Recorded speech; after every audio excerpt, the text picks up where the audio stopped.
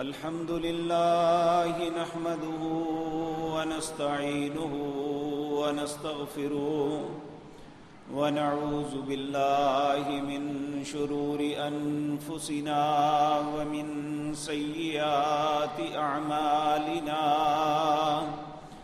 من يهده الله فلا مضل له ومن يضلل فلا هادي له وأشهد أن لا إله إلا الله وحده لا شريك له وأشهد أن محمدًا عبده ورسوله أما بعد فإن خير الحديث كتاب الله وخير الحدي هدي محمد صلى الله عليه وسلم وشر الأمور محدثاتها وكل محدثة بدعة وكل بدعة ضلالة وكل ضلالة في النار رب اشرح لي صدري ويسر لي أمري واحلل عقدة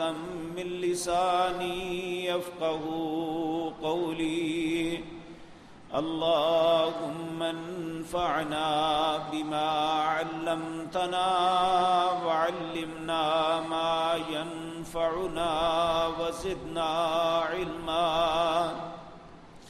رب أوزعني أن أشكر نعمتك التي أنعمت علي وعلى والدي وأن أعمل صالحا ترضاه وأصلح لي في ذريتي إني تبت إليك وإني من المسلمين أعوذ بالله السميع العليم من الشيطان الرجيم بسم الله الرحمن الرحيم شهر رمضان الذي أنزل فيه القرآن هدى للناس وبينات من الهدى والفرقان قال الله تبارك وتعالى في مقام آخر أعوذ بالله من الشيطان الرجيم إنا أنزلناه في ليلة القدر وما أدراك ما ليلة القدر ليلة القدر خير من 1000 شهر تنزل الملائكة والروح فيها بإذن ربهم من كل أمر سلام هي حتى مطلع الفجر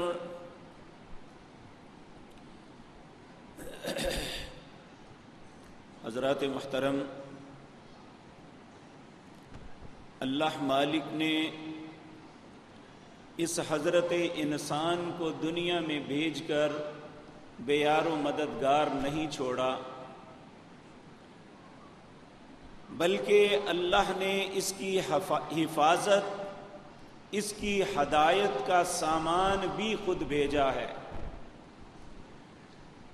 یاد رکھیں، اگر انسان اپنی خواہش کے مطابق ہی چلتا، یا آج بھی چلے یا آئندہ چلے گا، تو یہ کبھی بھی رائے راست پہ اور ہدایت پہ نہیں آ سکتا۔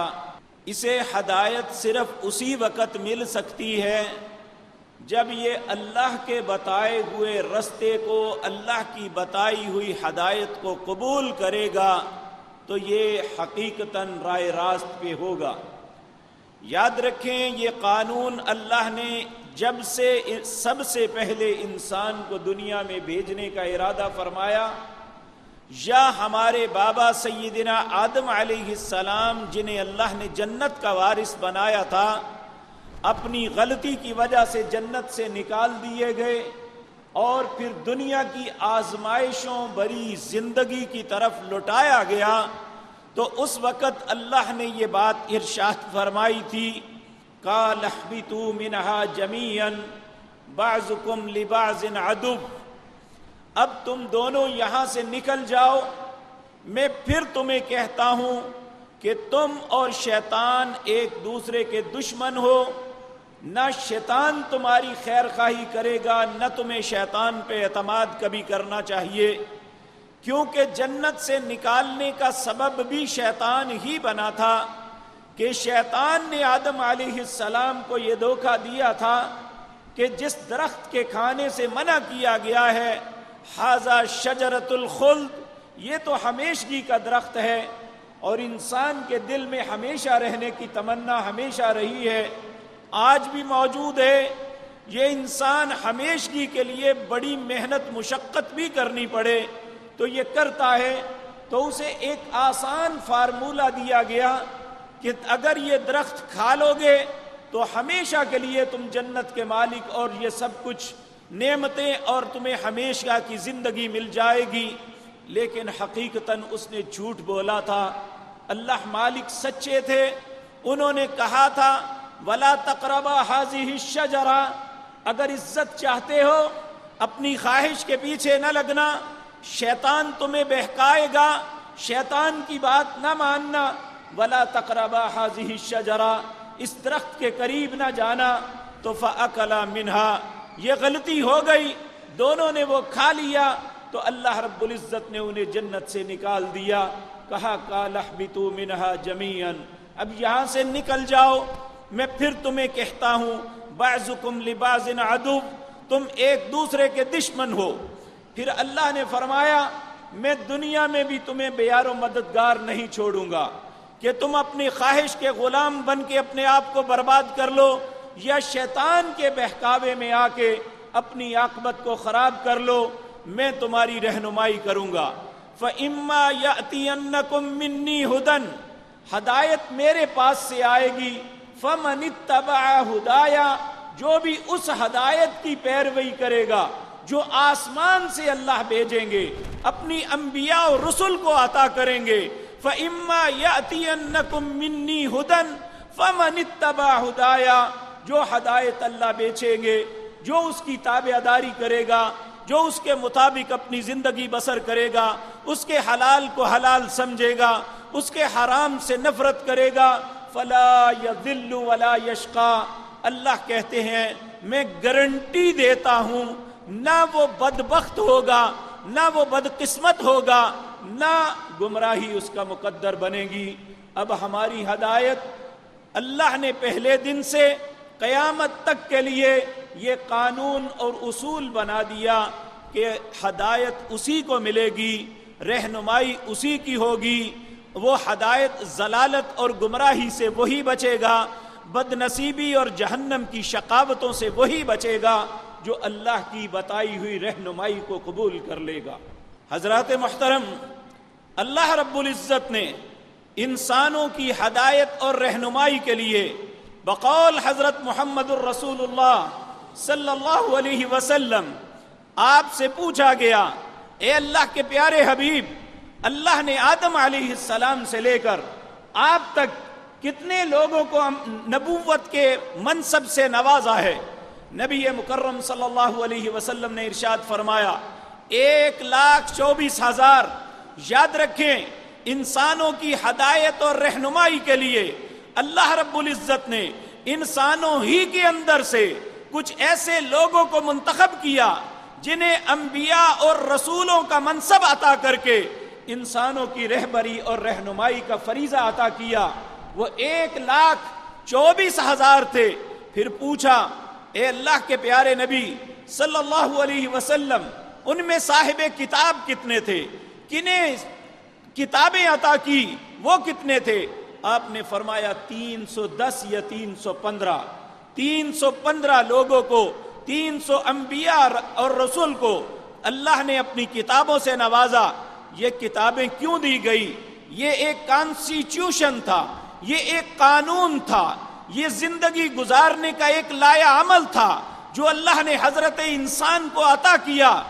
آدم علیہ السلام سے لے کر حضرت عیسیٰ علیہ السلام تک ہر قوم کی طرف اللہ رب العزت نے اپنی طرف سے قانون اور کانسٹیٹیوشن منشور جو ہے وہ خود عطا کیا کہ انسان اللہ کے بتائے ہوئے منشور کے مطابق اپنی زندگی بسر کرے تاکہ اس کی دنیا اور آخرت اس کے اندر یہ سرخ رو ہو سکے۔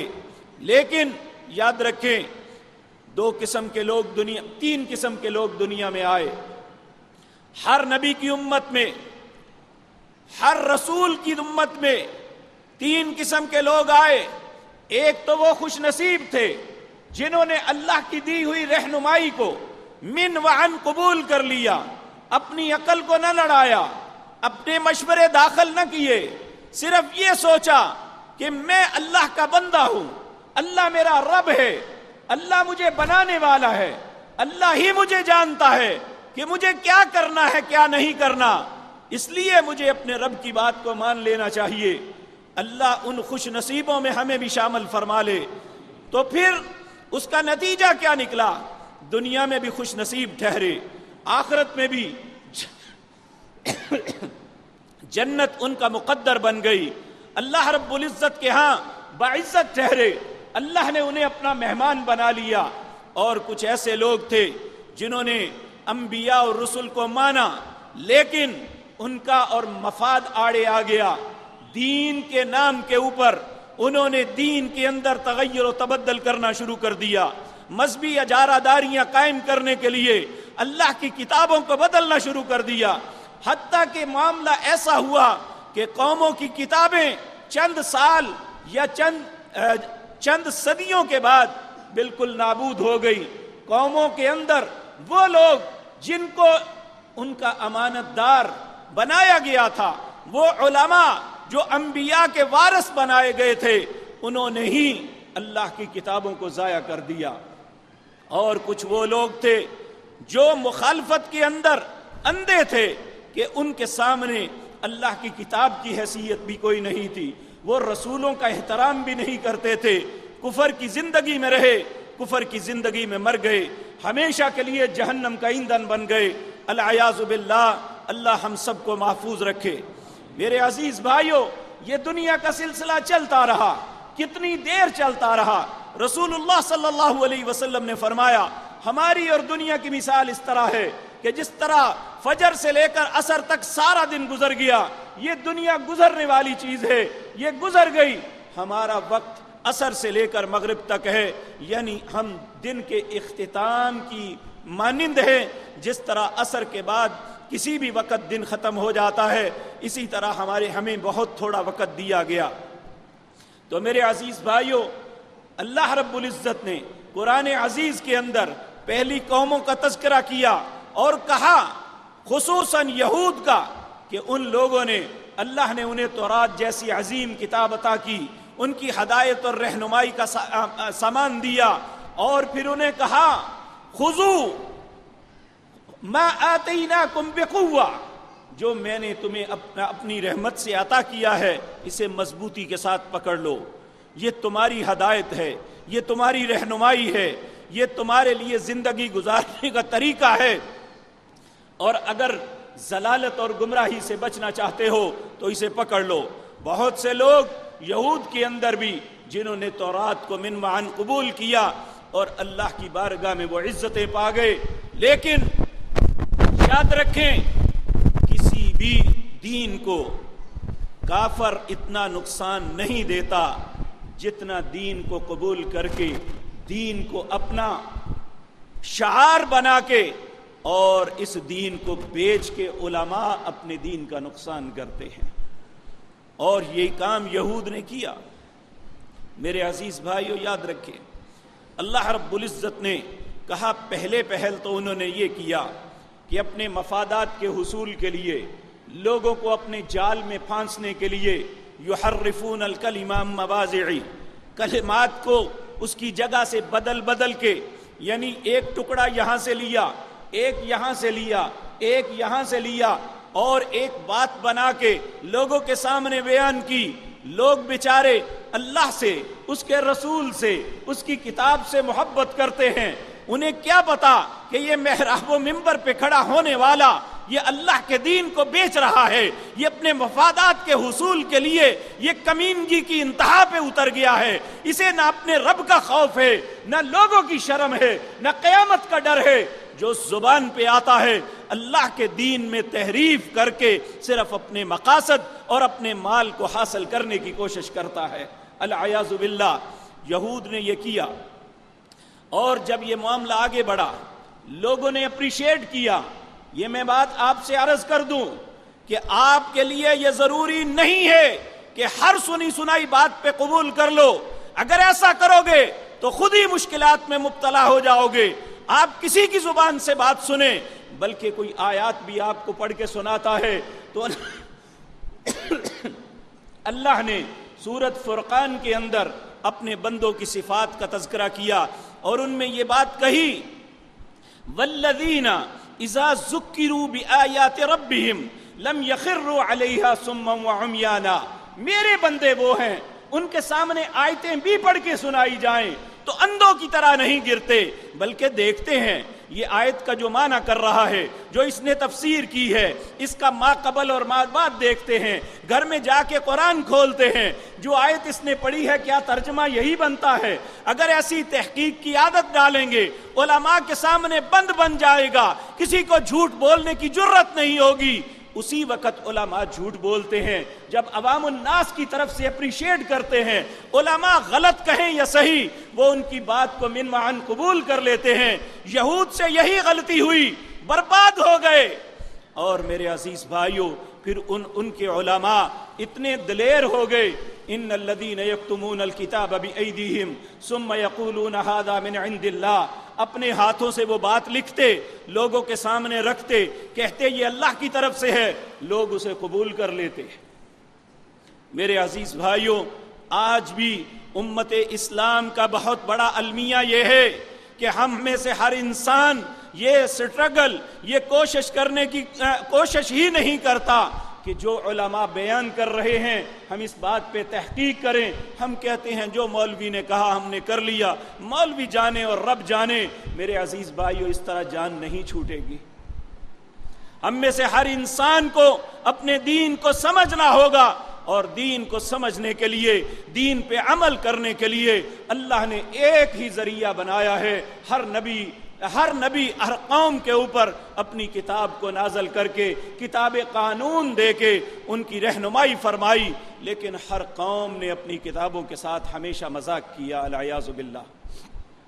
حتیٰ کہ یہود کی جب دیدہ دلیری حد سے بڑھ گئی تو سورۃ بنی اسرائیل میں اللہ فرماتے ہیں میں نے بنی اسرائیل کے متعلق ایک فیصلہ کر دیا، وَقَضَيْنَا إِلَى بَنِي إِسْرَائِيلَ فِي الْكِتَابِ لَتُفْسِدُنَّ فِي الْأَرْضِ مَرَّتَيْنِ وَلَتَعْلُنَّ عُلُوًّا كَبِيرًا فَإِذَا جَاءَ وَعْدُ أُولَاهُمَا بَعَثْنَا عَلَيْكُمْ عِبَادًا لَّنَا أُولِي بَأْسٍ شَدِيدٍ فَجَاسُوا خِلَالَ الدِّيَارِ وَكَانَ وَعْدًا مَّفْعُولًا۔ بنی اسرائیل کو اللہ نے پھر وارننگ دی، کہا میں نے تمہارے متعلق ایک فیصلہ کر دیا ہے، اگر تم اپنی بدتمیزیوں سے باز نہ آئے، اللہ کی کتاب سے کھیلنے سے باز نہ آئے، اللہ کی کتاب کا کھلواڑا کرنے سے باز نہ آئے، اس پہ عمل کرنے سے جو جی چرا رہے ہو اس سے باز نہ آئے، اپنی فساد کرنے سے باز نہ آئے، تو پھر میں تم پہ ایسی قوم کو مسلط کروں گا جس کے دل میں کوئی رحم نہیں ہوگا۔ لیکن میرے عزیز بھائیو، قوموں کی عجیب مزاج بن جاتا ہے۔ یہ ہر بات کا ایک ڈاکٹر کے پاس جائیں تو اس کی بات پہ اعتماد کرتے ہیں، بے شمار چیزوں کو چھوڑ دیتے ہیں کہ ڈاکٹر نے کہا ہے تیری زندگی کے لیے یہ خطرہ ہے۔ ہم کسی اور معاملے میں کسی انجینئر کو بلاتے ہیں، وہ کہتے ہیں اگر گھر کا نقشہ اس طرح بناؤ گے تو گر جائے گا، ہم وہ رستہ ہی ترک کر دیتے ہیں۔ لیکن اگر نہیں یقین آتا تو اپنے رب کی بات پہ یقین نہیں آتا، جو کہتا ہے یہ تمہارے لیے حلال ہے، یہ تمہارے لیے حرام ہے، ہم نظر انداز کر دیتے ہیں اور کہتے ہیں رب کیا کر سکتا ہے ہمارا۔ لیکن جب وہ فیصلے کرتا ہے پھر قوموں کی کوئی نہیں جا جاتی۔ بنی اسرائیل کے ساتھ بھی یہی ہوا۔ عراق کا ایک حاکم تھا جس کا نام بخت نصر تھا، جس کے دل میں کوئی انسانیت کے لیے رحم نہیں تھا، اس کی سرشت بھیڑیوں کی طرح تھی. اس نے فلسطین پہ جو اس وقت بنی اسرائیل کی حکومت تھی اس پہ حملہ کیا. نہ صرف انسانی بستیوں کو نہیں اجاڑا تھا، پہلے لوگوں کا قتل عام کیا. جب اس سے دل بھر گیا پھر آگ کی خندقیں جلا کے لوگوں کو اس میں پھینکا. جب اس سے بھی دل بھر گیا ریت کے بوروں کے ساتھ باندھ کے سمندر میں پھینک دیا. ان کا تماشا کرتے رہے، ان کے مکانوں کو جلا دیا گیا، ان کی مسجدوں کو برباد کر دیا گیا، ان کے کتب خانوں کو جلا دیا گیا اور پورے فلسطین کو راکھ کا ڈھیر بنا دیا گیا. اور یاد رکھیں 200 سال کے بعد اس بستی کی کیفیت یہ تھی. اللہ سورۃ بقرہ کے اندر بیان کرتے ہیں کہ ایک نبی وہ گزرتے ہوئے جب اس بستی میں آئے، دیکھا کوئی زیرو باقی نہیں، ہر طرف انسانوں اور جانوروں کے پنجر پڑے ہوئے ہیں. بے اختیار اللہ سے پوچھنے لگے او کالذی مر علی قریۃ وہی خاویۃ علی عروشها قال انا یحیی هذه اللہ بعد موتها فاماتہ اللہ 100 عام. جب اس بستی کی حالت زار کو دیکھا، دیکھ کے بے اختیار اللہ سے کہنے لگے اے اللہ اس کو کیسے زندہ کرے گا؟ انا یحیی هذه اللہ بعد موتها، جہاں ہر طرف موت کے سناٹے ہیں، کوئی زیرو نہیں ہے، کوئی زندگی کے آثار نہیں، اے اللہ اس بستی کو کیسے زندہ کرے گا؟ یعنی یہ اس کی بربادی کا سبب اللہ کی کتاب کے ساتھ کھیلنا تھا، اللہ کی کتاب کو چھوڑ دینا تھا. اللہ نے انہیں کہا تھا خذوا ما آتیناکم بقوہ، اللہ کی کتاب کو مضبوطی سے پکڑ لینا. انہوں نے پکڑنے کے بجائے اس کا تماشا کرنا شروع کر دیا، اس کے ساتھ کھیلنا شروع کر دیا، اس پہ اعتراضات کرنے شروع کر دیے. جب بھی اللہ کا کوئی بندہ ان کے سامنے اللہ کی آیات کی تلاوت کرتا وہ اس کا مذاق اڑاتے تھے، تو اللہ نے اس کی سزا کے طور پہ دنیا میں عبرت کا نشان بنا دیا کہ نبی کو کہنا پڑا انا یحیی هذه اللہ بعد موتها، اے اللہ اس بستی کو دوبارہ کیسے زندہ کرے گا؟ تو اللہ نے کہا تمہیں پریکٹیکلی بتاتا ہوں کیسے کروں گا.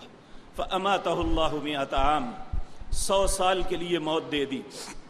ثم بعث، پھر اس نبی عزیر کو اٹھایا، کہا کم لبثت، بتا کتنی دیر یہاں ٹھہرا تھا؟ وہ اللہ کے نبی کہنے لگے لبثت یوما او بعد یوم، میں ایک دن یا دن کا کچھ حصہ ٹھہرا. اب دیکھیں یہ حقیقی موت نہیں تھی، صرف نیند تھی. آج ہمارے مولوی پیر امام مر جائیں تو دنیا وما فیہا کی خبریں کہتے ہیں ان کے پاس ہوتی ہیں. یہ اللہ کا نبی تھا اور اسے عارضی موت دی گئی، حقیقی موت بھی نہیں تھی. جب اٹھا کے پوچھا کتنی دیر رہے، کم لبثت، کتنی دیر سے یہاں پڑے ہو؟ کہنے لگے لبثت یوما او بعض یوم، ایک دن یا دن کا کچھ حصہ. اللہ نے کہا نہیں، بل لبثت 100 عام، تو 100 سال سے یہاں پڑا ہوا ہے. فانظر الی طعامک وشرابک لم یتسنہ، پھر یہ میری قدرت دیکھ، تیرا کھانا پینا یہ بسا بھی نہیں. وانظر الی حمارک، اپنی سواری اپنے گدھے کو دیکھ، اس کی ہڈیاں بھی بکھری پڑی ہیں، گوشت بھی ختم، کھال بھی ختم، ہڈیاں بکھری پڑی ہیں. وانظر الی حمارک ولنجعلک آیۃ للناس، اب میں تمہیں لوگوں کے لیے نشانی دکھانے لگا ہوں. آیۃ للناس وانظر الی الحمار کیف ننشزها ثم نکسوها لحما. اب اپنے گدھے کی طرف دیکھتا جا، کس طرح اس کی ہڈیاں جڑتی ہیں. اس کی ہڈیاں جڑ گئی، پھر اس کے اوپر گوشت چڑھ گیا، وہ زندہ ہو کے بولنے لگا. اور اللہ کے نبی بے اختیار کہہ اٹھے وَاعْلَمْ أَنَّ اللَّهَ عَلَى كُلِّ شَيْءٍ قَدِيرٌ، اے اللہ میں جان گیا ہوں تو ہر چیز پہ قادر ہے. تو میرے عزیز بھائیوں، اس بستی کے اجڑنے کا سبب کیا تھا؟ اللہ کی کتاب کے ساتھ بدتمیزی کرنی، اس کی حیا نہ کرنی، اسے پس پشت ڈال دینا، اللہ کی کتاب کو اپنے لیے لایا عمل نہ تصور کرنا. پھر یہ یاد رکھیں، جب ایک مرتبہ یہ ہو گیا، اللہ نے کہا تھا میں 2 مرتبہ کروں گا. اللہ کو پتا تھا کہ یہ دوبارہ وہی کچھ کریں گے، تو اللہ کہتے ہیں ثم رددنا لکم الکرۃ علیہم وامددناکم باموال وبنین، میں نے دوبارہ اس قوم کی مدد کی، انہیں اولاد سے اور مال سے نوازا. ایک مرتبہ پھر فراوانیاں مل گئی، اولاد کی نعمت سے نوازا گیا، بے شمار لوگ پیدا ہو گئے اور اللہ نے پھر حکومت انہیں دے دی. لیکن وہ اپنی حرکتوں سے باز نہ آئے، ان کا کردار وہی رہا جو پہلے لوگوں کا تھا. ان کی بربادی، ان کی تباہی نے انہیں کوئی نصیحت نہ دی. پھر دوسرا وقت آیا، روم کا ایک حاکم تھا انٹیوکس، اس نے اپنا ایک جرنیل بھیجا جس کا نام ٹٹس تھا.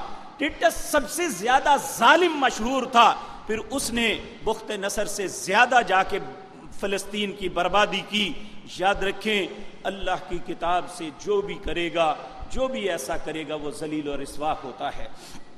لیکن یہ یاد رکھیں، ذلت اور رسوائی اپنی جگہ، لیکن اس قوم نے بھی اپنی وہ کتاب جو اللہ نے انہیں بڑی ہی عزت اور احترام کے ساتھ دی تھی، موسیٰ علیہ السلام کو تورات پہ بلا کے 40 دن تک وہ اللہ کی بارگاہ میں عبادت کرتے رہے. پھر تختیوں کی صورت میں، پتھر کی سلوں کی صورت میں، جس کے اوپر الفاظ ابھرے ہوئے تھے، ایک صندوق میں ڈال کے عزت اور آبرو کے ساتھ حوالے کیا. یہ تمہاری ہدایت اور رہنمائی کی کتاب ہے جس کا نام تورات ہے. عبرانی زبان میں تورات کتاب قانون کو کہتے ہیں، جو انسان کی زندگی کے لیے لائق عمل ہو. جب موسیٰ علیہ السلام یہ لے کے اپنی قوم کے پاس آئے تو قوم کے لوگوں نے 40 دن کے اندر اپنے رویہ ہی بدل دیا. انہوں نے اللہ کی عبادت کے بجائے بچڑے کو پوجنا شروع کر دیا. یہ سب سے پہلی قوم کی خباثت تھی جس کی وجہ سے موسیٰ علیہ السلام غصے میں آئے. انہوں نے تورات کی تختیاں پھینک دی اور قوم کے اپنے بھائی کے گریبان کو پکڑ لیا کہ یہ کیا ہو رہا ہے میرے بعد، یہ لوگ کیوں ایک غلط رستے کو منتخب کر چکے ہیں. تو بھائی نے کہا کہ اے میرے بھائی، میری داڑھی اور بال کو چھوڑ دے، میں اپنے اور میرے درمیان تفریق نہ کر. میں نے پوری کوشش کی ہے لیکن یہ بد نصیب خود اس رستے پہ چلے ہیں. یہ قوم کی بدعمالی کی وجہ سے سب سے پہلی سزا وہ کتاب قانون جو انسانوں کی ہدایت کے لیے آئی تھی، ان کی بد کرداری کی وجہ سے وہ ٹوٹ گئی. پھر موسیٰ علیہ السلام نے اللہ کے حکم کے مطابق اس کی تکمیل کی، قوم کے اندر لائے، لیکن قوم نے اس کی حفاظت نہ کی. اور اسی طرح شاید اللہ کی مشیت ہی یہ تھی. پھر اس کے بعد انجیل کا معاملہ آتا ہے. انجیل کے ساتھ بھی ان کی قوم کے لوگوں نے یہی سلوک کیا. اور آج ہم دیکھتے ہیں 4 اناجیل ہیں، لوکا کی انجیل، متی کی انجیل، اور مرقس کی انجیل، اور یوحنا کی انجیل. لیکن ہر اناجیل کو جب ہم ایک دوسرے سے موازنہ کرتے ہیں، ایک شخص ایک چیز کو حلال کر رہا ہے، دوسرا حرام کر رہا ہے، ایک جائز کر رہا ہے، ایک ناجائز کر رہا ہے. میرے عزیز بھائیو، اللہ کی کتاب میں ایسے تضادات نہیں ہوتے. یہ اس قوم نے یہ سارا کچھ کیا. اللہ نے عیسائیوں کو گمراہ قرار دیا اور یہود کو، چونکہ عیسائیوں سے جو کچھ ہوا وہ لا علمی میں ہوا، وہ جہالت اور گمراہی سے ہوا، اس لیے کہا یہ گمراہ ہو گئے. لیکن یہود جانتے بوجھتے ہوئے اللہ کی کتاب کی تحریف کرتے تھے، اللہ کی کتاب کے ساتھ کھلواڑا کرتے تھے. اس لیے اللہ نے ان کے لیے 2 نبیوں کو اسپیشلی بھیجا اور کہا لعن الذین کفروا من بنی اسرائیل علی لسان داود وعیسی ابن مریم ذلک بما عصوا وکانوا یعتدون. اللہ نے اپنے نبی داود اور عیسیٰ علیہ السلام کو کہا بنی اسرائیل میں جاؤ اور اللہ کی طرف سے لعنت کر دو. لعنت کا کیا مطلب ہے؟ انہیں کہہ دو کہ جب تک قیامت قائم نہیں ہوتی تم ہمیشہ اللہ کی رحمت سے محروم رہو گے. اب ایک یہودی دن سے لے کر رات تک، رات سے لے کر صبح تک عبادت کرتا رہے، وہ ملعون ہے، اس کی کوئی عبادت اللہ کے ہاں قبول نہیں. کیوں؟ اس لیے کہ اس نے اللہ کی کتاب کے ساتھ تمسخر ہمیشہ کیا ہے. انہوں نے اللہ کے احکامات کو فراموش کیا. پھر میرے بھائیوں، اس سلسلۃ الذہب، اس سونے کی کڑی جو انبیاء کی تھی، اس میں اللہ نے اسے ختم کرنا تھا. اور اس کڑی کے آخری کڑا جو تھا وہ ایک خوبصورت نوجوان، ایک دانا اور عقل مند انسان، اللہ کی ذات کے بعد سب سے مطہر، سب سے پاکیزہ، سب سے مقدس، سب سے باعزت شخصیت جن کا نام محمد بن عبداللہ صلی اللہ علیہ وسلم ہے، اللہ نے انہیں نبوت سے نوازا. اور اس سے پہلے ہر نبی کی تعلیمات مسخ ہو چکی تھی، ہر نبی کی کتابیں نابود ہو چکی تھی. اللہ نے اس نبی پر جن کا نام محمد ہے صلی اللہ علیہ وسلم، جن کا امتی ہونے کا شرف اللہ نے ہمیں بھی عطا کیا ہے۔ یہ ہم پہ اللہ کا احسان ہے۔ تو اللہ نے اپنی آخری کتاب قرآن کی صورت میں محمد الرسول اللہ پہ نازل کی صلی اللہ علیہ وسلم، لیکن اس کتاب کے نازل کرنے کا انداز ساری کتابوں سے مختلف تھا۔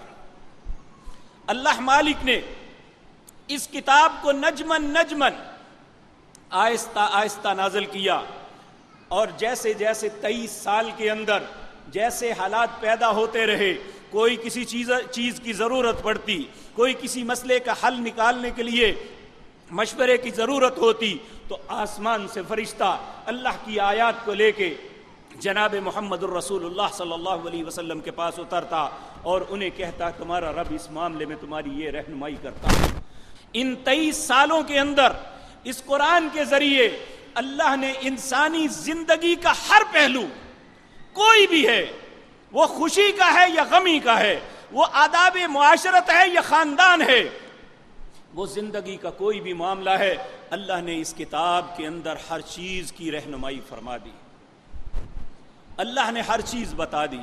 اور پھر صرف رہنمائی نہیں کی، بلکہ جب یہ کتاب نازل ہوتی، سیدنا عبداللہ بن مسعود رضی اللہ تعالی عنہ کہتے ہیں کہ جب اللہ کے رسول پہ آیتیں نازل ہوتی، آپ مردوں کی جماعت میں آتے، انہیں پڑھ کے سناتے، پھر خواتین کی جماعت میں جاتے، انہیں پڑھ کے سناتے، ہم 10 آیتیں یاد کرتے، جب تک ان پہ عمل نہیں کر لیتے تھے اگلی آیتیں سنتے ہی نہیں تھے۔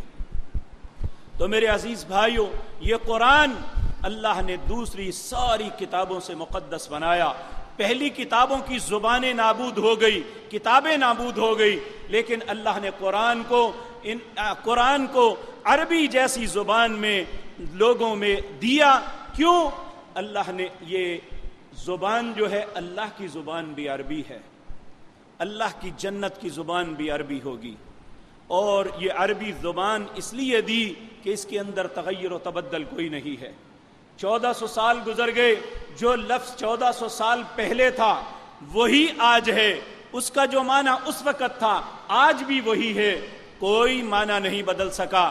اللہ رب العزت نے اس قرآن کو محمد الرسول اللہ کو عطا کرنے کے بعد فرمایا، کہا اِنَّا نَحْنُ نَزَّلْنَا الذِّكْرَ، اے محمد صلی اللہ علیہ وسلم یہ ذکر ہم آپ پہ نازل کر رہے ہیں، وَإِنَّا لَهُ لَحَافِظُونَ، اب میں تم پہ اعتماد نہیں کروں گا، تمہاری قوم پہ اعتماد نہیں کروں گا، میں اس کی حفاظت کا ذمہ بھی خود لیتا ہوں، اس کی حفاظت میں خود کروں گا۔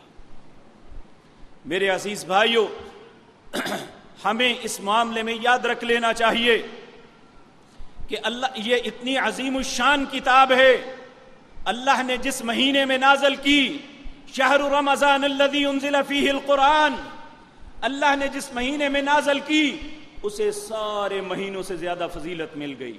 حالانکہ رمضان حرمت والا مہینہ نہیں ہے، حرمت والے 4 مہینے ہیں، ذی قعدہ، ذی الحج، محرم اور رجب، یہ 4 مہینے حرمت والے ہیں۔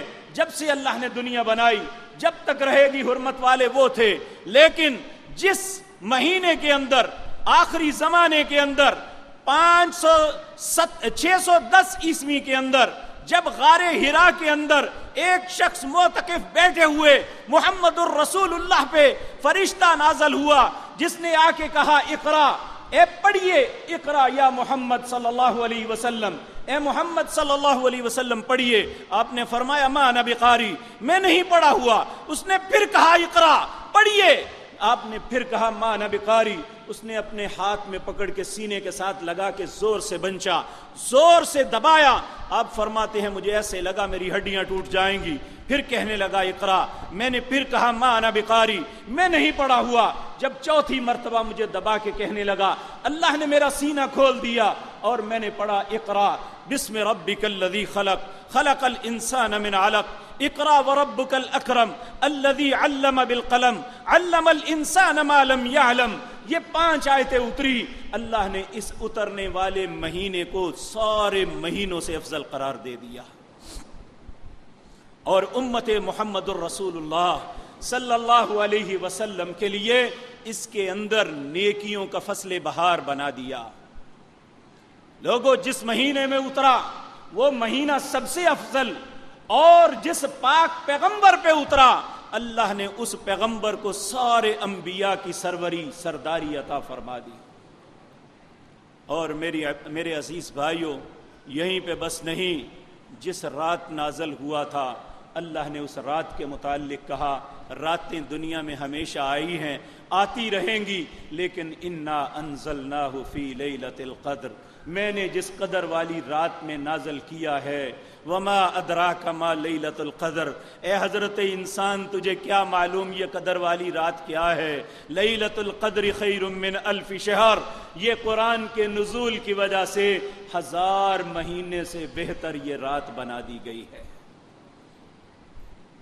اور پھر اللہ نے جس امت کو یہ قرآن عزیز عطا کیا اور اسے یہ کہہ دیا کنتم خیر امت، اے امت محمد الرسول اللہ صلی اللہ علیہ وسلم، میں نے دنیا میں جتنی امتیں بنائی ہیں ان امتوں میں سب سے زیادہ فضیلت اگر کسی امت کو عطا کی ہے تو وہ محمد الرسول اللہ کی امت کو عطا کی ہے۔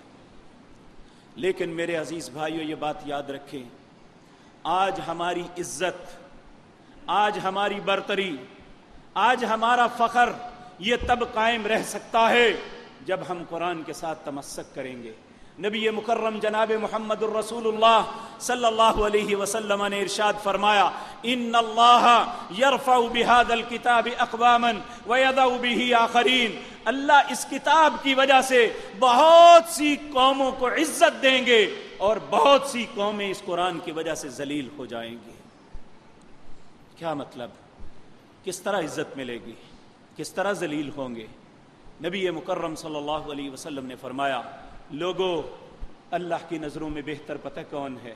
وہ نہیں جو کسی ملک کا بہت بڑی مملکت کا بادشاہ ہے، جس کے پاس فوجیں بڑی ہیں، یا وہ کوئی ایسا سائنسدان سیاستدان نہیں ہے جس کے پیچھے لاکھوں کروڑوں لوگ ہیں، کوئی ایسا ایکٹر نہیں ہے، کوئی ایسا سٹار نہیں ہے، ایسا کھلاڑی نہیں جس کے دنیا میں کروڑوں پرستار ہیں، بلکہ اللہ کی نظروں میں تمہارے اندر خیرکم، تمہارے اندر سب سے بہتر وہ ہے من تعلم القرآن وعلمہ، جو قرآن کو پڑھتا ہے یا قرآن کو پڑھاتا ہے۔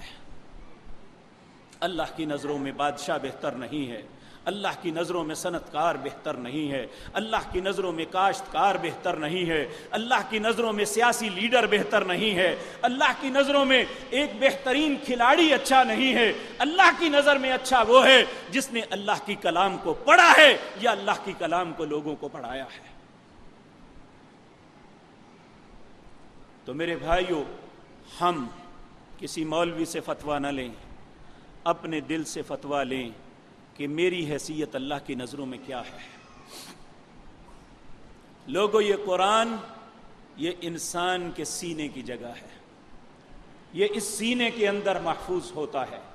نبی کریم صلی اللہ علیہ وسلم نے فرمایا اس سینے کی مثال خوبصورت گھر کی ہے کہ انسان بڑا خوبصورت گھر بناتا ہے، اس کے کوریڈور اس کے رومز اور اس کے ڈرائنگ روم اور دوسری چیزیں بڑی خوبصورت اور بڑا ہی انہیں ڈیکوریٹ کرتا ہے، بڑے خوبصورت رنگ کرتا ہے اور اسے ایک منفرد بناتا ہے۔ میرے بھائیوں، ایک خوبصورت کنالوں کے اندر بلکہ ایکڑوں کے اندر محل بنا لیں، اگر وہاں کوئی رہنے والا نہیں ہوگا تو اس گھر کی کیا حیثیت ہوگی؟ نبی کریم صلی اللہ علیہ وسلم نے فرمایا یہ انسان کا جو سینہ ہے یہ خوبصورت گھر کی طرح ہے، اگر اس کے اندر قرآن ہوا تو سمجھ لے اس کے اندر بسنے والے کوئی لوگ رہتے ہیں، اگر یہ قرآن سے خالی ہوا تو جس طرح ایک بنگلہ خوبصورت خالی پڑا ہو تو اسے بھوت بنگلہ کہتے ہیں، اے حضرت انسان اگر تیرا سینہ قرآن سے خالی ہے تو اللہ کی نظر میں تیرا سینہ ایک بھوت بنگلہ ہے، اللہ کی نظروں میں کوئی حیثیت نہیں ہے۔ آج بدنصیبی یہ ہے کہ ہمارا نوجوان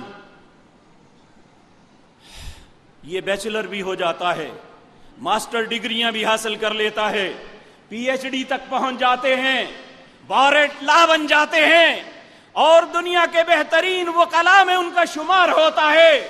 لوگوں اس سے بڑی بدقسمت قوم کون ہوگی جس کو کبھی قل ہو اللہ پڑھنی آئے تو اس کی زبان پہ یہ بھی نہ نکل سکے. اس سے زیادہ گمراہ انسان کون ہوگا؟ اس کی یہ ڈگریاں کیا حیثیت رکھیں گی؟ وہ اللہ کی نظروں میں کتنا رذیل ہے. ایک گندا غلیظ بچہ جس کو پاس کھڑا کرنا آپ جیسے نظیف انسان کے لیے مشکل ہے، لوگوں اس بچے سے زیادہ ہم گندے ہیں اگر ہمارے سینے میں قرآن کی نعمت نہیں ہوگی. ایک مسلمان کے سینے میں قرآن کی نعمت ہونی چاہیے، اس کا کچھ نہ کچھ حصہ ہونا چاہیے، وگرنہ یہ بھوت بنگلہ ہے. یہ انسان، اس ایسے انسان کی کوئی حیثیت نہیں. اللہ کی نظروں میں وہ گندے غلیظ بچے سے بدتر ہے کہ جس کا سینہ قرآن سے خالی ہے. اور نبی مکرم، یہ اتنا خوبصورت چیز ہے. یاد رکھیں جو بھی چیز ہم پڑھتے ہیں اس کے پڑھنے کا ثواب کوئی نہیں ہے. کائنات کے اندر صرف دو چیزیں ایسی ہیں جنہیں دیکھنے کا بھی ثواب ہے اور پڑھنے کا بھی ثواب ہے. وہ یا اللہ کی کلام ہے یا اس کے نبی محمد کی کلام ہے صلی اللہ علیہ وسلم.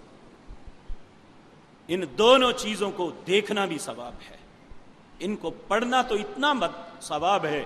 نبی مکرم صلی اللہ علیہ وسلم نے فرمایا اقرأوا القرآن، قرآن کو پڑھو.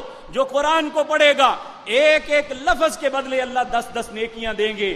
پھر فرمایا لوگوں یاد رکھو الف لام میم یہ ایک حرف نہیں ہے، الف ایک، لام ایک، میم ایک، یہ 3 حرف ہیں. صرف یہ لفظ کہنے سے اللہ 30 نیکیاں عطا کر دیں گے.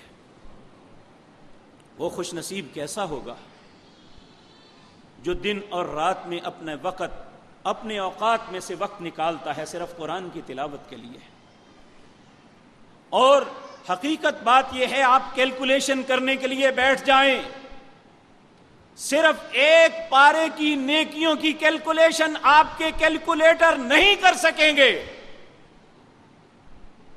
دنیا کا کوئی ایسا کمپیوٹر، کوئی ایسا حساب دان نہیں ہے جو صرف ایک پارہ پڑھنے والوں کی نیکیوں کی کیلکولیشن کر سکے کہ اسے کتنی نیکیاں ملی ہے.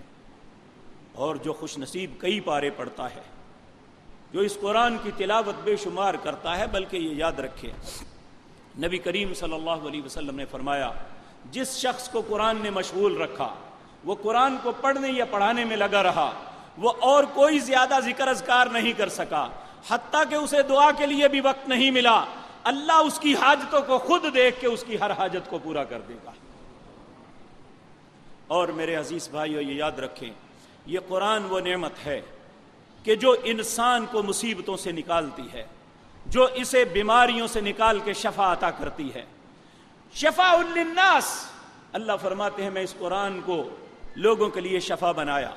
میرے نبی جناب محمد الرسول اللہ صلی اللہ علیہ وسلم پر جب بھی کوئی مصیبت آتی، اس کے نکلنے کا کوئی راستہ نظر نہ آتا، پھر اللہ سے آپ ان کلمات کے ساتھ دعا کرتے اللہم، اے میرے اللہ، انی عبدک، میں تیرا بندہ، میں تیرا غلام، وابن عبدک، میرا باپ بھی تیرا غلام، وابن امتک، میری ماں بھی تیری لونڈی، ناصیتی بیدک، میری پیشانی تیرے ہاتھ میں ہے، ماضٍ فی حکمک، تیرا ہر حکم مجھ پہ نافذ العمل ہے، تیرے حکم کے سامنے میں بند نہیں باندھ سکتا، تیرے حکم کے خلاف نہیں چل سکتا. ماضٍ فی حکمک، عدل فی قضاؤک، تیرا کوئی بھی فیصلہ عدل سے خالی نہیں ہے. عدل فی قضاؤک، اسألک بکل اسم هو لک سمیت بہ نفسک، اے اللہ تیرے ہر اس نام کے ساتھ تجھ سے سوال کرتا ہوں جو تو نے اپنا رکھا، او انزلتہ فی کتابک، یا اپنی کتاب میں نازل کیا، او علمتہ احد من خلقک، یا اپنی مخلوق میں سے کسی کو سکھایا، اب استأثرت بہ فی علم الغیب عندک، اے اللہ کچھ تیرے ایسے نام بھی ہیں جو تیری مخلوق میں کوئی نہیں جانتا، تیرے غیب کے خزانوں میں وہ چھپے ہوئے ہیں جو قیامت کے دن تو ظاہر کرے گا. ان تجعل القرآن العظیم ربیع قلوبنا، اے اللہ اس قرآن کو میرے دل کی بہار بنا دے. وشفاء صدورنا، اے اللہ میرے سینے کی شفا کا سبب بنا دے. وجلاء احزاننا، اے اللہ اس قرآن کی وجہ سے میرے غم دور کر دے. وذهاب غمومنا وہمومنا، اے اللہ میری ہر مصیبت کو اس قرآن کی وجہ سے ٹال دے. آج ہم کہتے ہیں اے اللہ تینوں فلاں دا واسطہ ہی، اے اللہ تینوں فلاں دا واسطہ ہی، اے اللہ فلاں دے صدقے منو اے کر دے.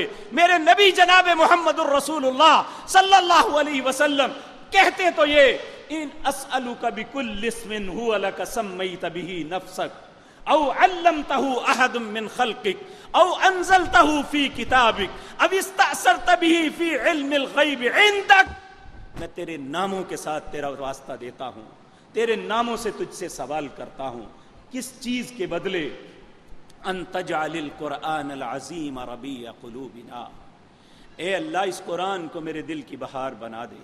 وشفاء صدورنا، اے اللہ میرے سینے کی شفا کا سبب بنا دے، میرے دل کی سینے کی تنگی کو اس کی وجہ سے دور کر دے.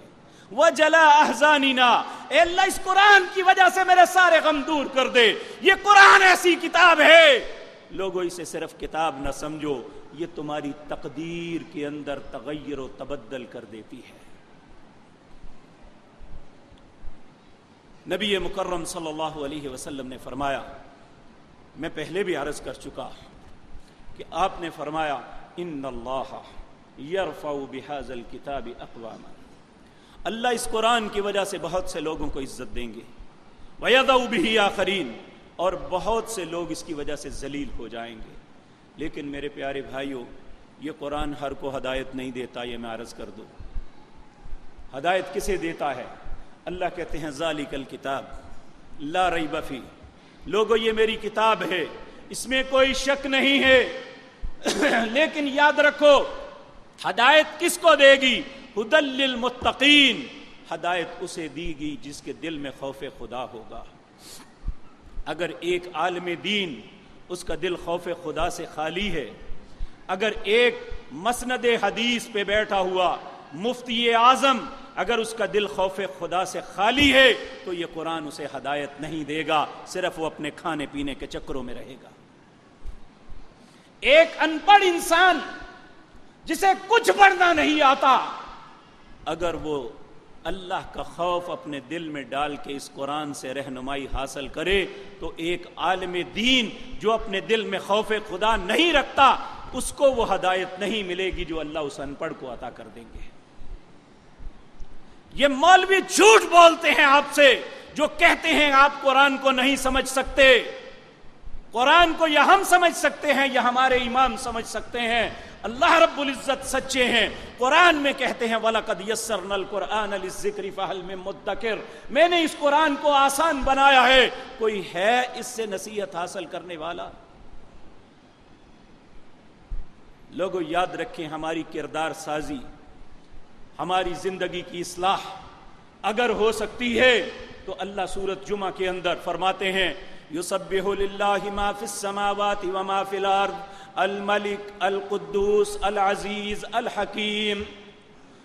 تسبیح بیان کرتی ہے ہر چیز زمین و آسمان کے اندر جو ہے اللہ کی تسبیح بیان کرتی ہے. یسبح للہ ما فی السماوات وما فی الارض، کیا تسبیح بیان کرتی ہے؟ الملک، اللہ تو بادشاہ ہے. القدوس، اے اللہ تو پاک ہے. العزیز، اللہ تو ہی غالب ہے. الحکیم، لیکن تیرا ہر کام حکمت ہے والا ہے، کوئی کام حکمت سے خالی نہیں. اے اللہ کیوں تعریفیں کرواتا ہے؟ اللہ کہتے ہیں میں نے تم پہ احسان کیا. هو الذی بعث فی الامیین، میں نے ان پڑھوں کے اندر رسول بھیجا. هو الذی بعث فی الامیین رسولا منہم، جو تمہیں میں سے تھا. یتلو علیہم آیاتہ، جس نے اس قرآن کی آیات کی تلاوت کی تمہارے سامنے. ویزکیہم، اور تمہیں پاک کر دیا. شرابیوں سے شراب چھڑا دی، زانیوں سے زنا چھڑا دیا، چوروں سے چوری چھڑا دی، ظالموں کو ظلم سے باز کر دیا. یہ سب کچھ کیسے ہوا؟ اللہ کہتے ہیں لو انفقت ما فی الارض جمیعا ما الفت بین قلوبہم، اے نبی دنیا کے سارے خزانے آپ کو دے دیے جاتے تو آپ ان کے درمیان صلح کروائیں یا الفت ڈال دے، محبت ڈال دے، ممکن ہی نہیں تھا۔ وَلَكِنَّ اللَّهَ أَلَّفَ بَيْنَ قُلُوبِهِمْ، وہ اللہ کی ذات پاک ہے جس نے انسانوں کے درمیان، مسلمانوں کے درمیان، مدینے کے رہنے والے اوس اور خزرج کے درمیان جو صدیوں سے ایک دوسرے کو قتل کرتے آ رہے تھے، اللہ نے الفت اور محبت ڈال دی۔ کس کی وجہ سے؟ قرآن کی وجہ سے۔ وَيُزَكِّيهِمْ وَيُعَلِّمُهُمُ الْكِتَابَ وَالْحِكْمَةَ، لوگ اور دانائی سیکھنی ہے، عقل مندی لینی ہے تو اس قرآن سے ملے گی۔ وَإِن كَانُوا مِن قَبْلُ لَفِي ضَلَالٍ مُبِينٍ، لوگوں یاد رکھو اس سے پہلے، قرآن کے آنے سے پہلے سب گمراہ تھے، ایک بھی بندہ ہدایت پہ نہیں تھا۔ تو اگر ہمیں ہدایت ملی تو کس کی وجہ سے؟ قرآن کی وجہ سے، اللہ کی مہربانی سے۔ نبی مکرم صلی اللہ علیہ وسلم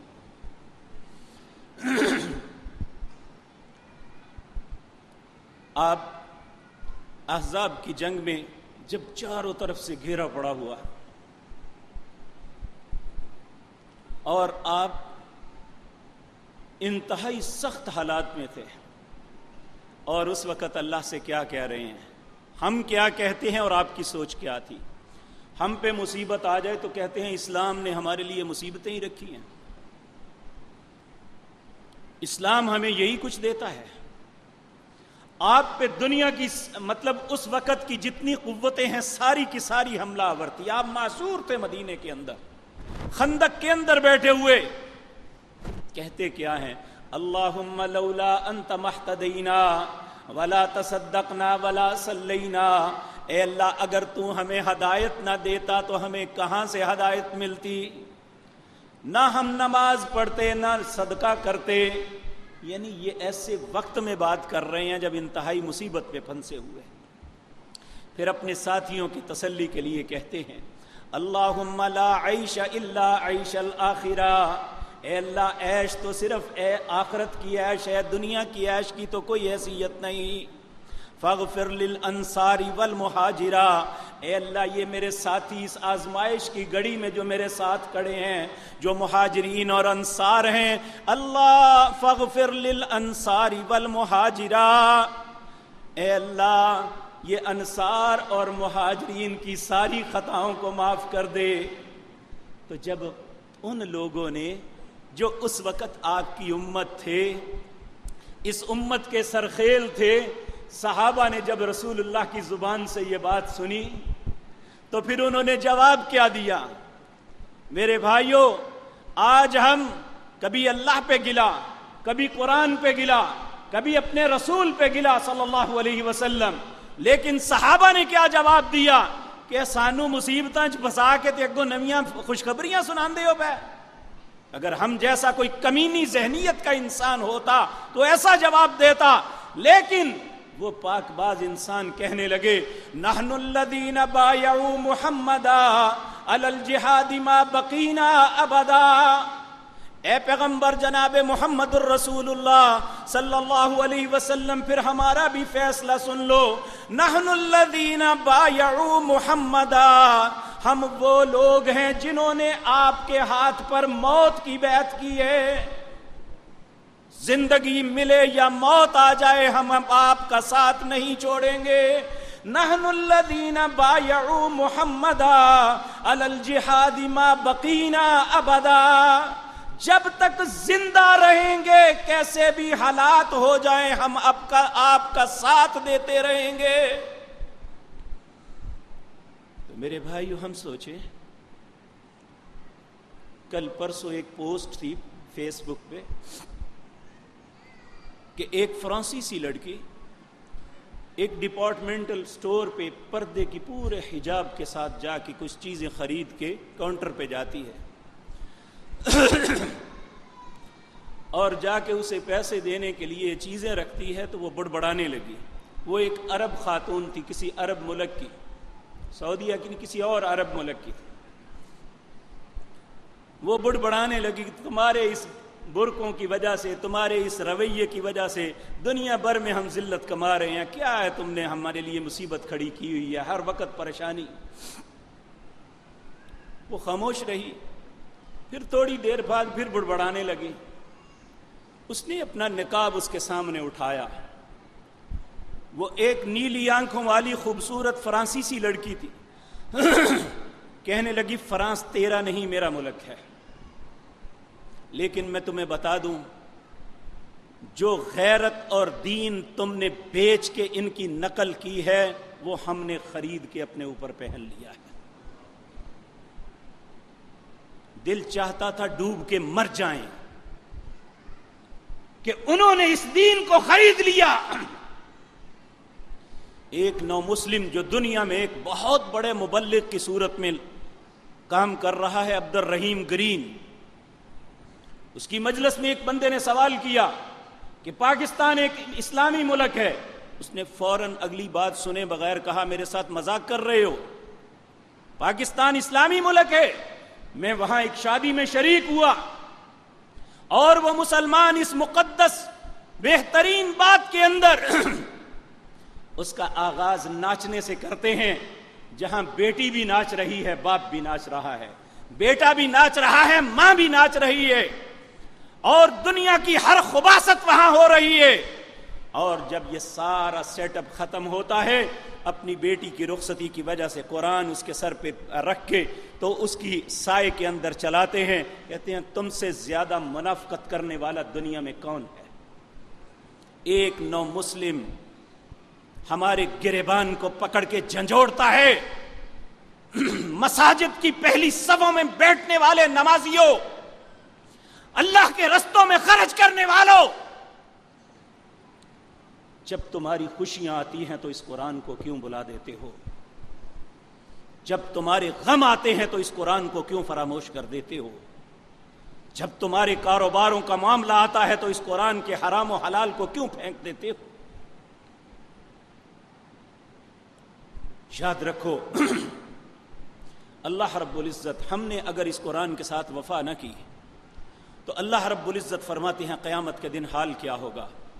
یوم یعض الظالم علی یدیہ یقول یا لیتنی اتخذت مع الرسول سبیلا یا ویلتی لیتنی لم اتخذ فلانا خلیلا لقد اضلنی عن الذکر بعد اذ جاءنی وکان الشیطان للانسان خذولا وقال الرسول یا ربی ان قوم اتخذوا ھذا القرآن محجورا۔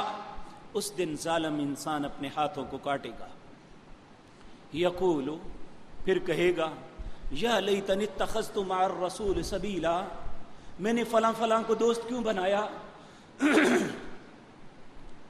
یا ویلتا لیتنی لم اتخذ فلانا خلیلا، میں نے فلاں فلاں کو دوست کیوں بنایا؟ لقد اضلنی عن الذکر، اس نے مجھے اللہ کے ذکر سے غافل کر دیا۔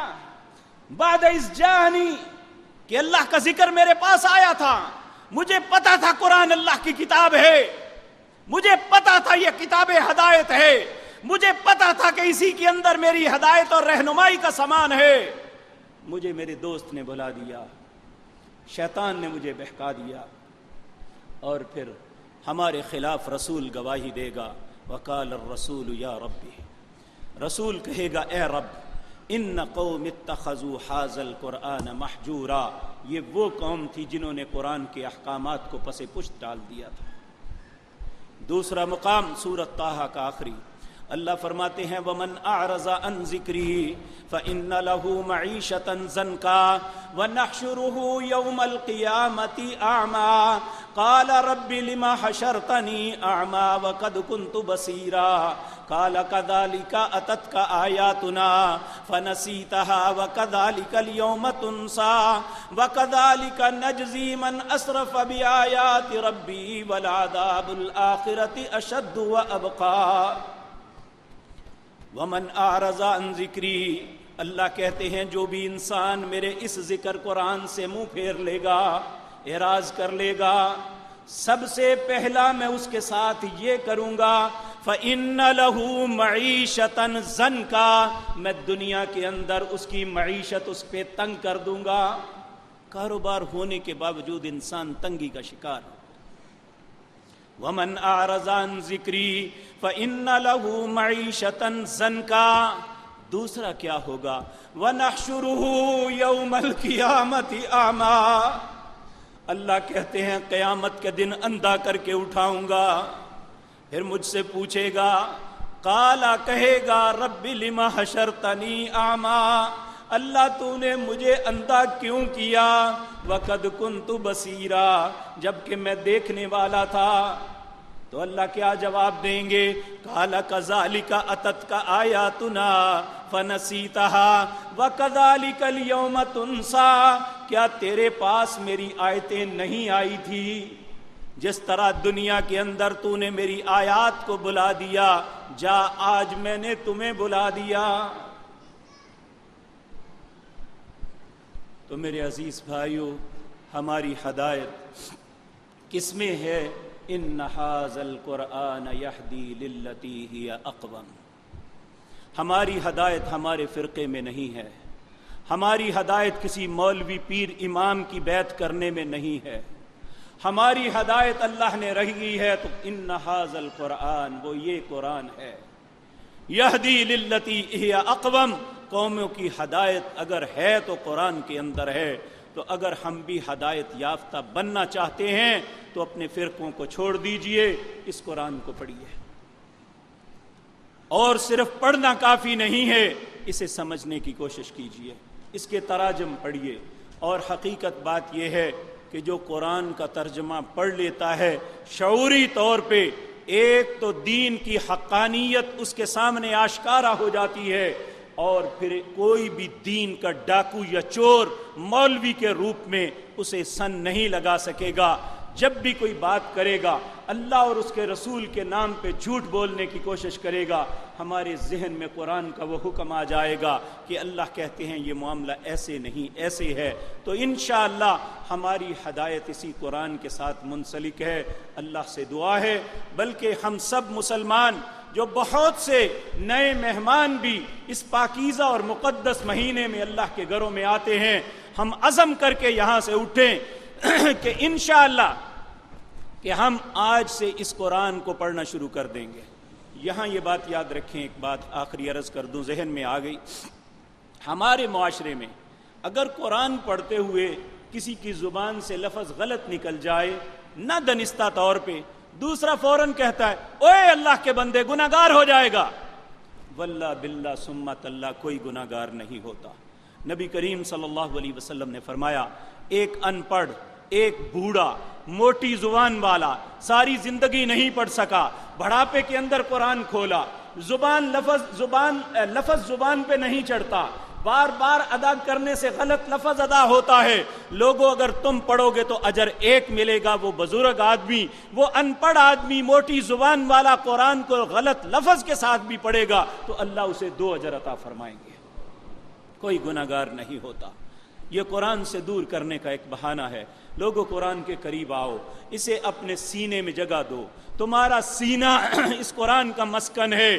جس سینے میں قرآن آ گیا اللہ کی طرف سے، افمن شرح اللہ صدرہ للاسلام فہو علی نور من ربی، جس کے سینے میں یہ خوبصورت چیز آ جاتی ہے، یہ اللہ کی طرف سے نور ہے جو دنیا اور آخرت میں اس کا امام ہوگا۔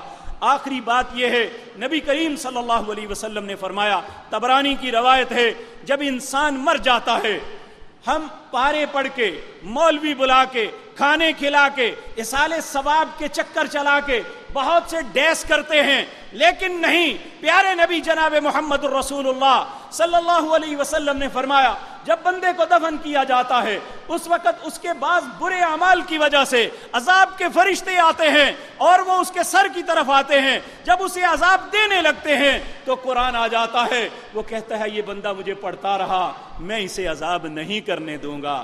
فرشتے وہاں سے ہٹتے ہیں، سامنے سے آتے ہیں، جب سامنے سے عذاب کرنے لگتے ہیں تو اللہ کے رستے میں خرچ کیا ہوا مال صدقہ آ جاتا ہے، وہ کہتا ہے کہ اس نے اپنے مال میں سے مجھے خرچ کیا، اپنے رب کی رضا کے لیے کہا، میں اسے عذاب نہیں ہونے دوں گا۔ پھر وہ اس کے پاؤں کی جانب جاتے ہیں کہ پاؤں کی طرف سے عذاب دینا شروع کر دیں۔ جب پاؤں کی طرف جاتے ہیں تو اس کا اپنے گھر سے وضو کر کے مسجدوں کی طرف نماز کے لیے جانا آ جاتا ہے کہ وہ نماز کے لیے جانا جو ہے اس کے سامنے ڈال بن جاتا ہے۔ اس کے وہ پاؤں ہیں جو اللہ کی گھر کی طرف اٹھا کرتے تھے، جو نماز کے لیے جایا کرتے تھے، یہ بدکاری کے اڈوں کی طرف نہیں جاتے تھے، یہ جوا خانوں کی طرف نہیں جاتے تھے، یہ شراب اور دوسری لہو چیزوں کی طرف نہیں جاتے، یہ قدم اٹھتے تھے تو اللہ کے گھر کی طرف اٹھتے تھے۔ اس لیے اس کی غلطی ہزار ہوں گی، لیکن میں اس کے پاؤں کی طرف سے عذاب نہیں ہونے دوں گا۔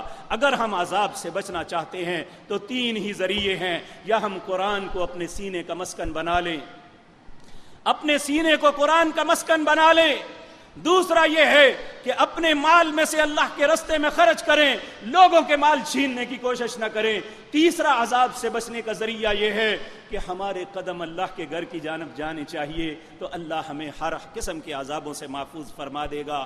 اے اللہ ہمارے نصیب میں یہ تینوں نعمتیں کر دے، اور ہم عہد کرتے ہیں اے اللہ تیرے قرآن کی قدر کریں گے، اے اللہ تیرے قرآن کی عزت کریں گے، اے اللہ تیرے قرآن کو اپنے سینے میں جگہ عطا کریں گے۔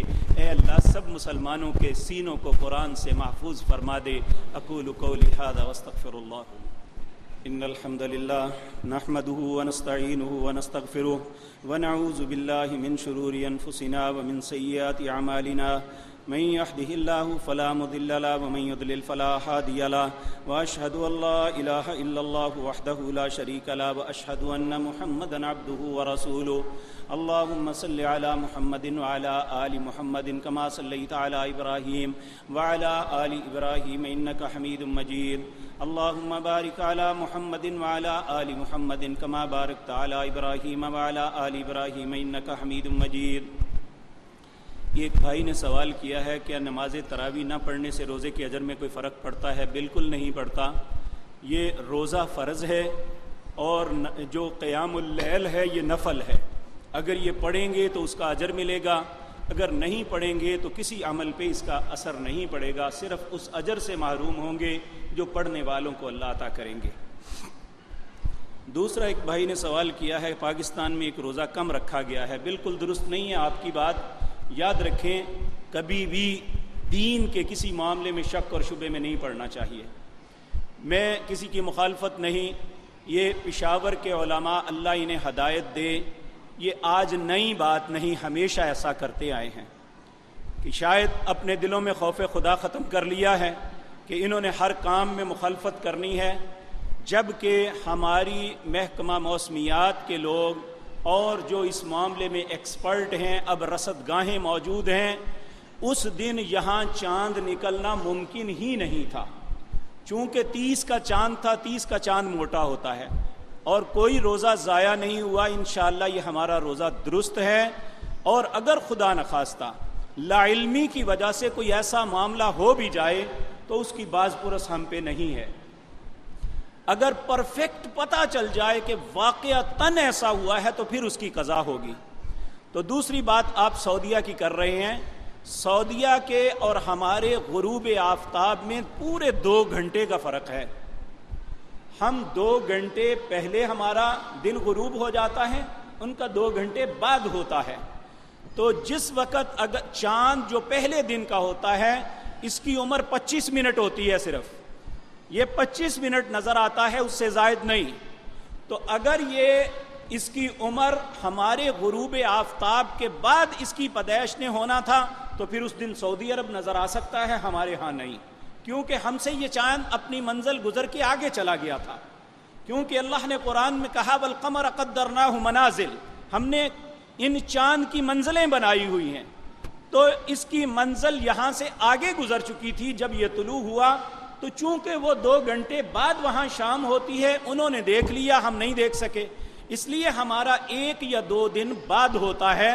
اس معاملے میں مسلمانوں کو کسی کنفیوژن کا شکار نہیں ہونا چاہیے، اور یاد رکھیں کہ اللہ کی نظر میں ایک دن جو ہے ان یومن عند ربک کالف سنہ، اللہ کے نزدیک تمہارے 1000 سال کے برابر اللہ کا ایک دن ہے۔ اسی طرح دنیا کے اندر جو ایک دن ہے وہ 72 گھنٹے میں ہوتا ہے، کہ ایک دن جو مشرق سے شروع ہوتا ہے اور وہ چلتے چلتے جب انتہائی مغرب میں جاتا ہے تو یہ 72 گھنٹے کا عرصہ گزر جاتا ہے۔ آپ دیکھیں اب اس وقت یہاں دوپہر ہے، دنیا کے کئی ملک ہیں جو اس وقت روزہ رکھ رہے ہیں، کئی ملک ہیں جو اس وقت روزہ افطار کر رہے ہیں، کئی ملک ایسے ہیں جو اس وقت سوئے ہوئے ہیں۔ تو یہ دنیا کا جو تغیر تبدل ہے یہ 72 گھنٹے میں ہوتا ہے۔ جو رات ہمارے ہاں طاق ہوگی وہ رات ایک دن پہلے مغرب میں آ چکی ہوگی، وہی رات آئندہ دن ہمارے پاس ہوگی، اس لیے وہی جو لیلۃ القدر ان کی ہوگی وہی ہماری ہوگی، کیونکہ ہمارا دن ہی بعد میں شروع ہوا۔ آپ دیکھیں آج ہم نے اللہ کی توفیق سے 13واں روزہ رکھا ہوا ہے، لیکن عرب کے لوگوں نے 14واں رکھا ہوا ہے۔ تو یہ رسول اللہ صلی اللہ علیہ وسلم نے ہماری جملہ عبادات جو ہیں اسے چاند کے ساتھ منسلک کیا ہے۔ جہاں جب چاند نظر آئے گا وہ عبادت اس وقت ان کی شروع ہوگی، جب ہمیں ملے گا تو اس وقت ہماری ہوگی۔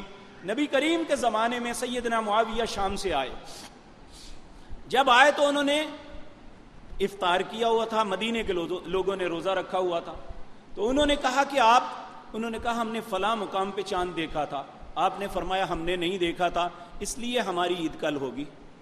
تو یہ کوئی ایسی بات نہیں ہے، اس کو اختلاف کا ذریعہ بنانا کوئی ایسی فضول بات ہے۔ اور یاد رکھیں آپ یہ جانتے ہیں یہاں سے پنڈی 10 منٹ کا فرق ہے، یعنی پنڈی کے لوگ ہم سے بعد روزہ افطار کرتے ہیں، اور اسی طرح آگے چلے جائیں اور فرق پڑ جائے گا۔ تو اگر پشاور کے لوگوں کو چاند نظر آ بھی گیا تو ہمیں نہیں آیا تو وہ اپنے چاند کے مطابق رکھیں، انہوں نے اپنے اعمال کا اللہ کو خود جواب دینا ہے، ہم نے اپنے اعمال کا خود جواب دینا ہے۔ ہم کسی کی نقل کر کے نہیں رکھیں گے، ہم اللہ کے حکم کے مطابق انشاءاللہ رکھیں گے۔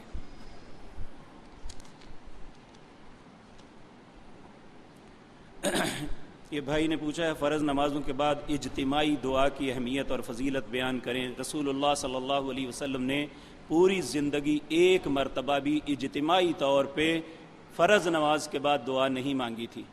جمعے کے دن دوسرے خطبے کے اندر دعا کرتے اور نماز کے اندر اتحیات میں جب درود شریف پڑھ لیتے تو تب دعائیں کرتے۔ نماز کے بعد کچھ اذکار ہیں جن کا تعین رسول اللہ صلی اللہ علیہ وسلم نے فرمایا، اور ان اذکار کو کرنا یہ اللہ کے رسول کی سنت ہے۔ ہم اپنی خواہش کے مطابق دین کو موڑنے کی کوشش نہ کریں۔ اللہ آپ کو جزائے خیر دے۔ جو آدمی رمضان المبارک میں فوت ہو جاتا ہے اس کا قبر میں حساب ہوتا ہے یا رمضان المبارک کے بعد حساب ہوتا ہے؟ ایسی کوئی ڈیفینیشن رسول اللہ نے نہیں کی کہ اسے رمضان کے بعد عذاب ہوگا یا پہلے ہوگا یا اسی وقت شروع ہو جائے گا۔ یہ بھی بات ہم نے اپنے پاس سے بنائی ہوئی ہے۔ کچھ لوگوں نے اپنے بیماروں کا تذکرہ کیا ہے، اللہ سے دعا کریں اللہ سب بیماروں کو شفا عطا فرمائے۔ کچھ بھائیوں نے اپنے فوت شدگان کا تذکرہ کیا ہے جو اس رمضان میں پہلے یا کسی بھی وقت فوت ہو گئے۔ اللہ سب فوت شدگان پر رحم فرمائے، اللہ انہیں جنت الفردوس میں جگہ عطا فرمائے، اللہ ان کی اگلی منزلوں کو آسان فرمائے۔ یہ ہمارا مجلہ المکرم تازہ شمارہ آ گیا ہے، ساتھی بار سے لے سکتے ہیں، اگر کوئی شخص نہیں لے سکتا تو وہ فری میں بھی انشاءاللہ اسے مل جائے گا۔ اور بھی بہت سے لوگوں نے اپنے مختلف مسائل کا تذکرہ کیا ہے۔ اللہ سب مسلمانوں کے ہر مسئلے کا حل فرمائے، اللہ ہر پریشانی کو دور فرما دے، اللہ ہر مصیبت کو ٹال دے۔ اللہ جو اولادوں کی وجہ سے پریشان ہیں اور ان کے رشتے نہیں ہو رہے، اے اللہ ہر مسلمان کی اس آزمائش میں ان کی مدد فرما۔ اے مالک الملک، جو مسلمان کسی بھی سبب پریشان ہیں ان کی پریشانیوں کو دور فرما دے۔ اے اللہ سب مسلمانوں کو ہر بیماری سے شفا عطا فرما دے۔ اے اللہ ہر فوت شدہ پہ رحم فرما دے۔ اے اللہ دنیا اور آخرت کی بھلائیاں نصیب فرما دے۔ اے اللہ دنیا اور آخرت کے شرور سے محفوظ فرما دے۔ اے اللہ اس رمضان کو ہماری معافی کا سبب بنا دے۔ اے اللہ اس رمضان کو ہمارے لیے جہنم کی حرام کرنے کا سبب بنا دے۔ اے اللہ اس رمضان کو ہمارے لیے جنت میں داخلے کا سبب بنا دے۔ اے اللہ ہمارے ماں باپ پر رحم فرما، اے اللہ ہماری اولادوں کی اصلاح فرما، اے اللہ ہمیں ہمارے گھروں میں خوشیاں نصیب فرما، اے اللہ سب مسلمانوں کے گھر خوشیوں سے بھر دے، اے اللہ سب کی پریشانیوں کو دور فرما دے، اے اللہ جو مقروض ہیں ان کے قرضے اپنی رحمت سے ادا فرما دے، اے اللہ جو نیکیاں کر رہے ہیں اپنی رحمت سے ان کے نیک اعمال کو قبول فرما لے، اے اللہ ان کے لیے جنت کا پروانہ لکھ دے۔ اے مالک الملک، اے مالک الملک، ہم حاجت مند ہیں، تو حاجت روا ہے، اے اللہ ہماری حاجتوں کو پورا فرما دے، اے اللہ ہم میں سے ہر انسان کی ہر جائز خواہش کو پورا فرما دے، اے اللہ ہر مصیبت کو ٹال دے، اے اللہ ہر پریشانی کو دور کر دے، اے اللہ ہر بیمار کو شفا عطا فرما دے، اے اللہ ہر فوت شدہ پر رحم فرما دے۔ سبحان ربک رب العزت عما یصفون وسلام علی المرسلین والحمد